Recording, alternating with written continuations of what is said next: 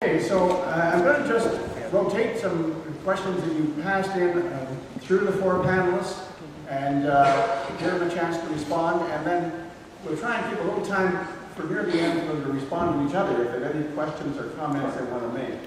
So I'm going to start with Fletcher, and it really relates, Fletcher, to the primary work you do in terms of whether or not you develop guidelines for groups to begin to talk with managers or pension funds and others to begin the discussion. In other words, do you have something to offer by way of advice in terms of getting that? Because some of us, especially those of us who are younger, may not quite know how you get those conversations going. So what can you tell us? Yep, I can send Lucy a link to a webinar that we did with Tom Van Dyke and Leslie Samuel Rich, who are on the US side, to leaders in terms of how to actually go through the process of divestment and reinvestment.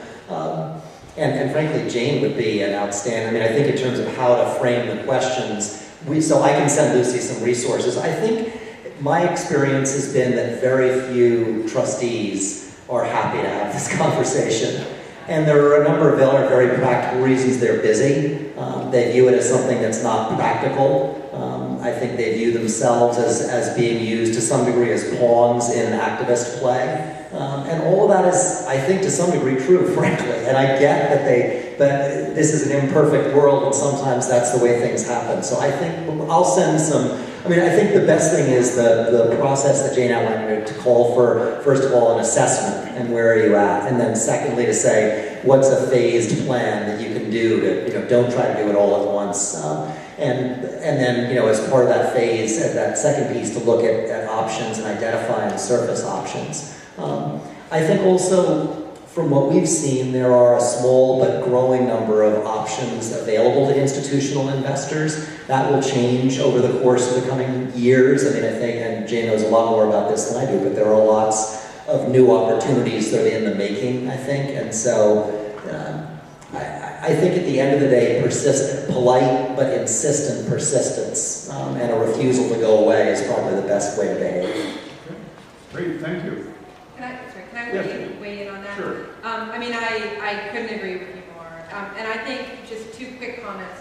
One is about leadership, right? Like, we need more leadership in this area, and we need to really cultivate and support those personal leaders on investment committees and boards who are willing to take their committees through a process.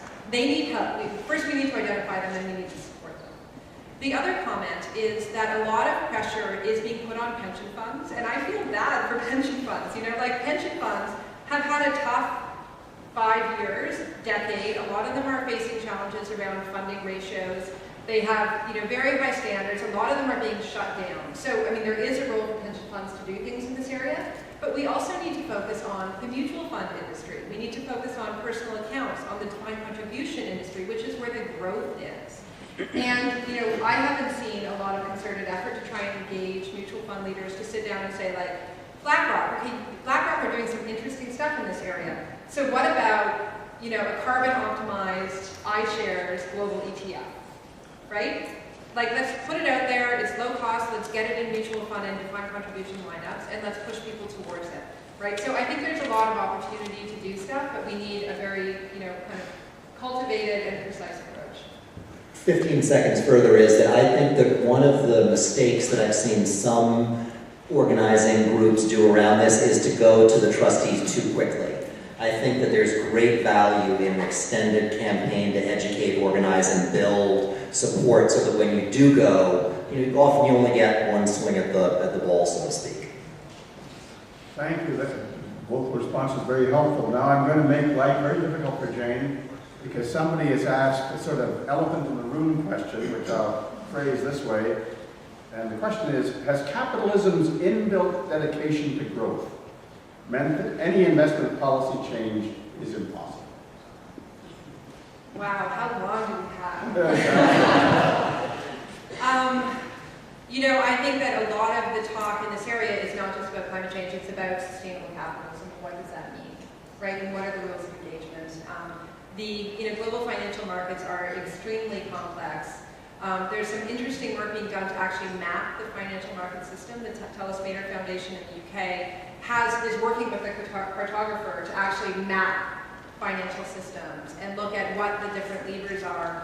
I think certainly, there's a ton of work to be done in terms of saying, like, let's take a step back and figure out how we reframe things. And there's a big debate about, there's some interesting stuff to totally redefine and redraw those maps. It's like, well, but we are where we are, right? We live in the world that we live in. And I'm more of a realist. So how do we get from where we are to where we need to go? And I think the stuff that I talked about earlier around institutional investors who have a long time horizon getting more engaged and saying, like, hey, look, there are academics and economists showing us that if we continue on this path, we're going to lose money.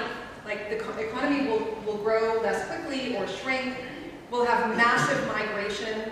We'll have, massive destruction of insured and uninsured buildings, like huge human costs, which leads to a reduction in human productivity, which leads to worse economic outcomes. So I don't think it's inconsistent. I think it's just putting it in a framework that you bring people in and say, as fiduciaries, you have to think about this. You have to get engaged. And you can't just be a passive, it's up to the governments to figure it out. I'm just investing for today, go away, right? But I agree, you have to go in a way that you engage people in this discussion and show them some of the academic and economic research, which is still pretty fringe.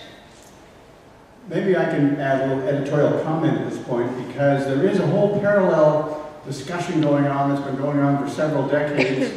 And the most recent evidence of that is a big meeting in Sao Paulo in 2012 on behalf of 3 world confessional bodies of Christian churches, who published a statement in which they really call for a new economy of life. Now, one of the people who was there is John Dillon, who's at the back of the room, who works with Kairos. So you can talk to John. Put your hand up, John, so they can see you, about that work. And I've more recently been involved in trying to turn some of that statement of 2012 into an action plan for faith communities all around the world. So, and it is a kind of wrestling with what you're saying in terms of other forms of capitalism, other than the kind of predatory one that we've sort of watched over the last few years. And it was addressed very eloquently, by the way, by Joe Stiglitz, former Nobel winner on behalf of the United Nations, when he produced his commission report in 2009 after the meltdown. So, okay, so moving on to Mike. May I just add to that I think a real growing trend that I think we're seeing out in the corporations worldwide is a trend toward corporate social responsibility, and that can manifest itself not just in environmental, but exterior work and internal staff policies and so on. And I'm seeing a lot of companies right now that are putting a lot of time and money into this. Walmart, for instance, is putting solar systems on all their stores. They're going through huge energy retrofits. Canadian Tire is undergoing those. There's a range of organizations that are, because they're realizing that more and more people care about it. And given 2 products, which are essentially the same in the market competitors, if one company has got a dedicated, corporate socially responsible image, people are starting to graduate to that. And I think it's happening. It's really on the increase.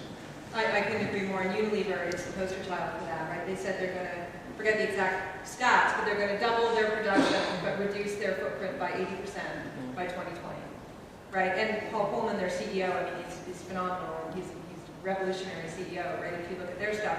Another big thing in the U.S., I don't know if you guys have heard about Risky Business, which is the initiative launched by Rob Rubin, Hank Paulson, and Tom Steyer, looking at the economic implications in the U.S. of not dealing with climate change.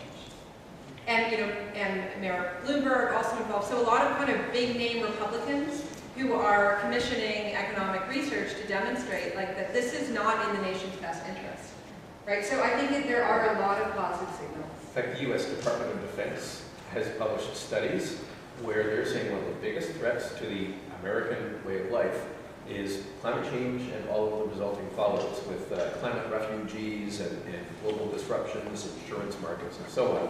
They're very conscious of it, and I think that's where the conservative type forms of government around the world are starting to get it in ear that yes, this is real. Yes, Christine. I was just going to add, I think increasingly economic studies on the carbon bubble and on these rates of return are not fringe. They're coming from, defense departments. They're coming from the World Bank. They're coming from HSBC, and I think that matters in terms of what Fletcher was saying about, I made a note somewhere, about engaging engaging moderates. And the other piece, at the risk of being disruptive here, I would add is that I have some questions around the whole of the frame of corporate social responsibility, and I don't question that there are lots of businesses who really mean it and live it, but I do question that within the structure of needing to maximize profits, that often it's a kind of greenwashing where, it's great that Walmart is putting on solar panels, but they're just screwing people's lives. So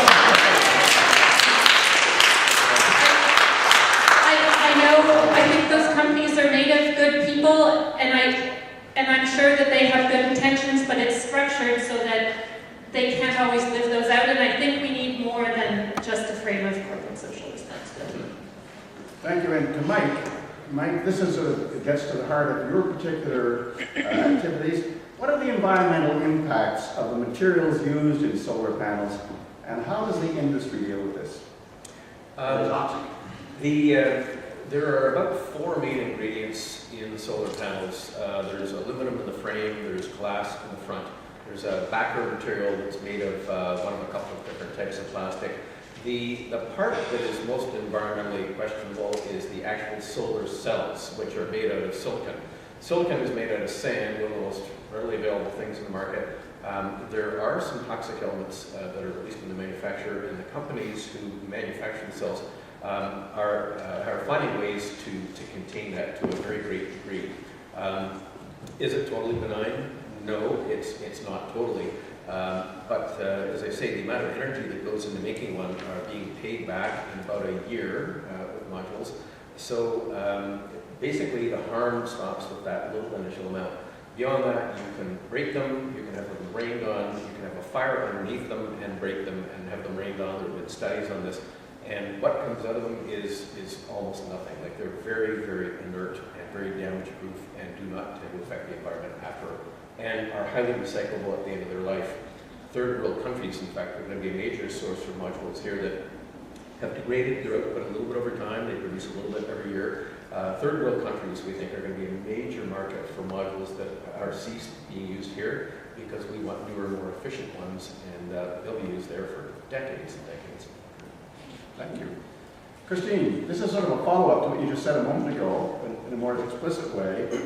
Can you speak to the efficacy of making the connection between climate change and poverty, the people already on the margins and suffering, and who will suffer most from climate change, as a starting place for conversing with people who don't see the importance of environmental work? And you might want to even add a little bit to that. But, we've talked a lot here about the impact of climate change on all of us, but there is the whole parallel thing about it not falling evenly on people, but more than that, the people who have benefited the least from this whole economic expansion are the ones who are also suffering. We have this growing and quite serious gap.